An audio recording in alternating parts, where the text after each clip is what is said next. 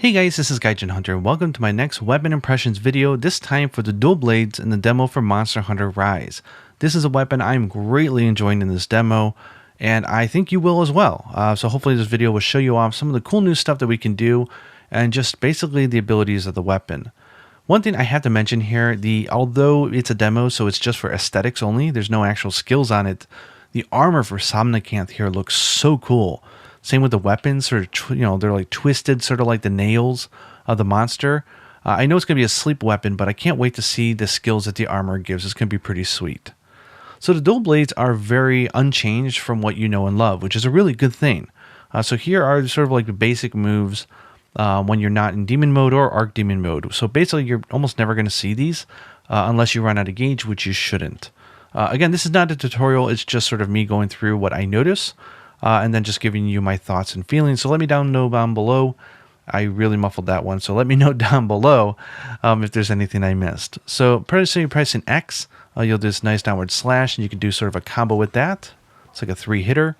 And you can change your direction during it to make an infinite combo. So if you hit right when you're doing it, you'll notice the hunter will spin. And you can sort of keep this up as an endless combo. If you do spin from the opposite direction, it's kind of nice. You do this kind of like jump. Which I like.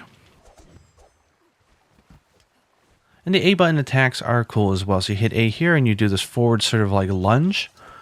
This of course becomes the slingshot, as I call it, when you're in demon mode or archdemon mode. And then you can hit A again and do the right swipe and then the other ones like this.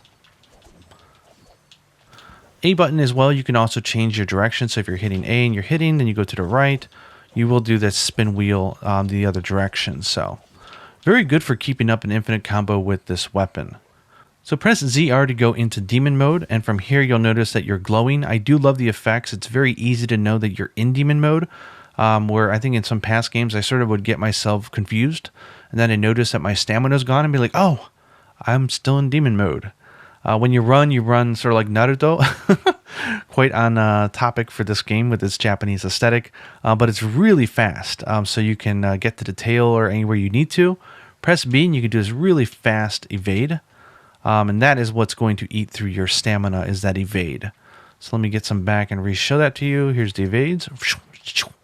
Yeah, so it feels really good. Pressing ZR will return you back into regular non-demon mode.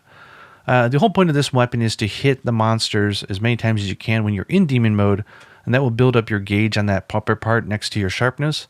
And when it's maxed and it's filled up, then your regular mode like this will be very similar to demon mode. It won't be quite the same, but it's called arc demon mode, and you'll be able to access a lot of the cool moves that you get in demon mode.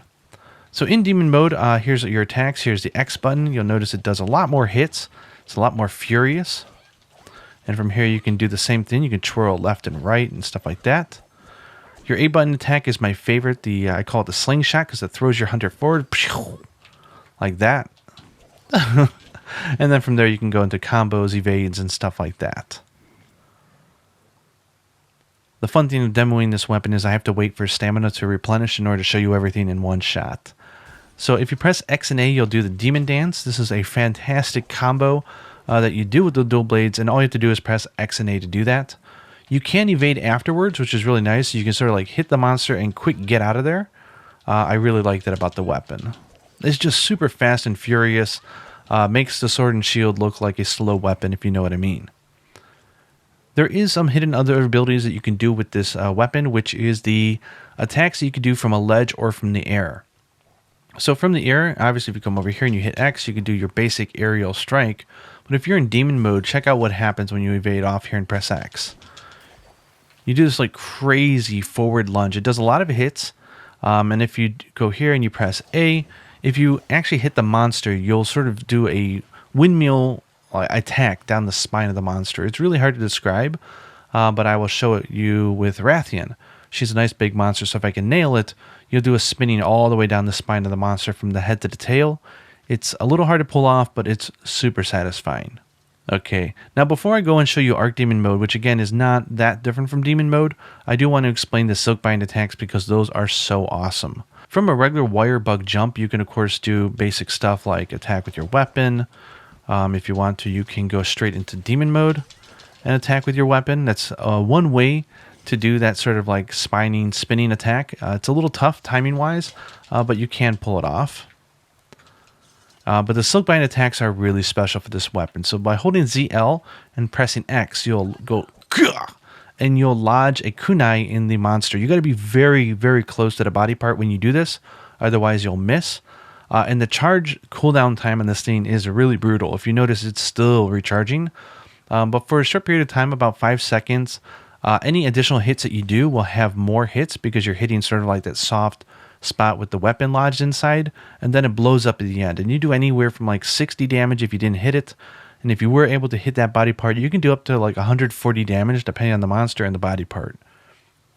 So it's quite a good way to rack up a lot of damage. So if you notice a monster is down or you have an opportunity, go ahead and lodge that kunai in and then go to town on the monster. The other one, if you played Monster Hunter Generations Ultimate, you'll recognize is the Adept Evade. But when you're holding ZL and you press A, you do this sort of cool little lunge forward. The cooldown is not as unforgiving as the kunai. And the cool thing about this is that if you get hit during any of that evade, you'll just counter attack it. You'll go right through the attack and you'll do damage. And of course, because it is a wire bug attack, it will count towards mounting a monster. So I've been able to mount monsters quite easy just using this counter alone.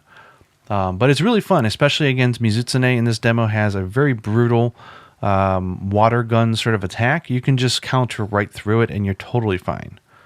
So let's go down and see if that's a Rathian maybe down there. Fun thing, hit ZL when you're on a dog and you'll do this super like Mario Kart dash. It's quite fun. There's Rathian. So let's go ahead and go up against her. I'm going to show you what it looks like to do the counter. Then I'll probably get a mount. And then if I can, I'm going to show you what it looks like to do that sort of spinning spine attack. Let's actually try that first. That's the aerial attack. Oh, so that already gave me the mount? Yeah. So that alone, just those hits alone gave me the mount. So you can see good mount potential with this weapon because of the amount of hits it does. Let's go ahead and wall bang her a few times. And let's lodge the kunai in her tail. There we go. I'm not going to get any hits, really. So 53, that's like nothing. But that's good. That gives me a base point. Now I can show you how much damage it does when you do hit the spot.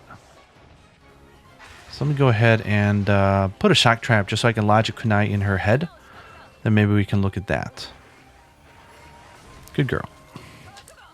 In the face. 139. So you can see the damage can really rack up.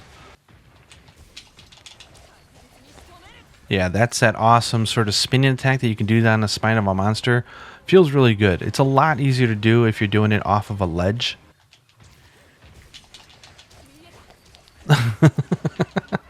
It is a fun move if you can pull it off. Let me show you a collection of some of those sort of counters just so you can see how forgiving the window is and how convenient of a skill it is. It just really changes the flow of combat.